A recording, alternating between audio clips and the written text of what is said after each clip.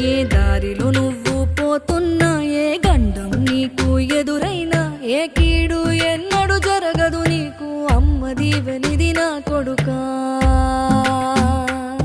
ఈ దిక్కులు నీతో కదిలేను, ఆ చుక్కలి దిష్టి తీసేను, ఏ గాలి ధూళి సోకదు నిన్ను, అమ్మ దీవెనిది నా కొడుకా.